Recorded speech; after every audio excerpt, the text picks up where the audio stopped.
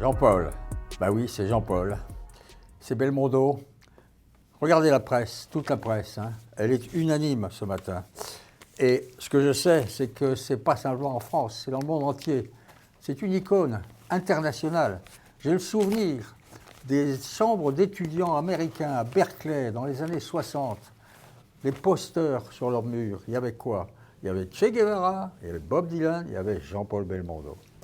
Bon, essayons de ne pas répéter ce que tout le monde dit depuis maintenant, que cet homme merveilleux, cet acteur exceptionnel a disparu.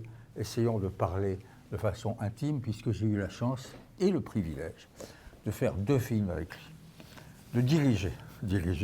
On ne dirige pas Jean-Paul, on l'écoute, on le laisse improviser. N'oubliez pas que Godard l'a laissé totalement improviser dans À bout de souffle et qu'une grande partie des dialogues fous d'À bout de souffle et d'autres films sont dus à Jean-Paul.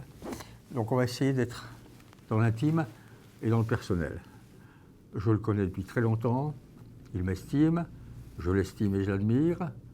On décide de faire ensemble L'Héritier. Il hésite, parce que pour lui, c'était un rôle qu'il n'avait jamais fait. Jusqu'ici, il avait endossé le costume, le voyou, le flic, tout ce qu'on veut, le rigolo, les films de Le Broca, l'homme de Rio. Et là, on lui propose, Jacques Lanzmann et moi, mon co-scénariste, un personnage différent, riche, qui hérite d'une tragédie et d'un mystère, qui dirige des aciéries, un grand journal. Donc il hésite un peu, et en même temps, comme il est Belmondo, c'est-à-dire un homme qui est prêt à tout, qui risque tout, qui n'a peur de rien. Il accepte parce que justement, il ne l'a jamais fait. Et j'ai le souvenir de la première fois, la première prise du tournage de L'Héritier, où d'un seul coup, je me suis dit en le regardant, quelle chance tu as, quelle chance nous avons tous. Il était très agréable sur le plateau, très intelligent, il comprenait parfaitement l'histoire, parfaitement le personnage. Je lui ai beaucoup parlé de Kennedy. Il y a des plans de lui dans L'Héritier, il est là comme ça, la main avec le doigt comme ça sur la joue, c'est exactement les gros plans de L'Héritier, il est d'une beauté rare. On a été très heureux ensemble. Et c'était un homme qui avait une intelligence des rôles, une compréhension du texte et des séquences, comme j'ai rarement vu, ayant dirigé d'autres comédiens.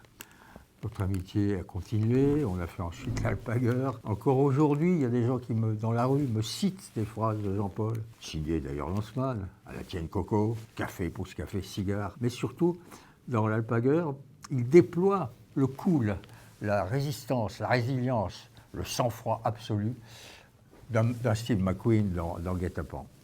Ensemble, on a construit, avec d'autres bien sûr, une amitié qui est due au fait que cet homme était généreux, solidaire, fidèle, fort dans ses relations et habité, et ça je m'en souviendrai toute ma vie, d'un sourire, d'une bienveillance, d'un regard sur la vie et sur les autres. Cet homme qui, quand ça a commencé à très bien marcher pour lui, disait à sa femme « ça durera pas », qui n'y croyait pas et qui petit à petit tout de même a endossé l'uniforme et le statut de star, mais ne s'est jamais comporté comme une star. Il se comportait comme un homme, un vrai. Un enfant gâté peut-être, non. Un comédien, oui, sans aucun doute. Un mot, un verbe, comme l'a très bien dit Tarantino dans son hommage merveilleux à l'Institut Lumière à Lyon. Belmondo, c'est un verbe, c'est un nom, c'est un adjectif. Le belmondisme disparaît avec lui. Dieu merci, il reste sur les écrans. Jean-Paul.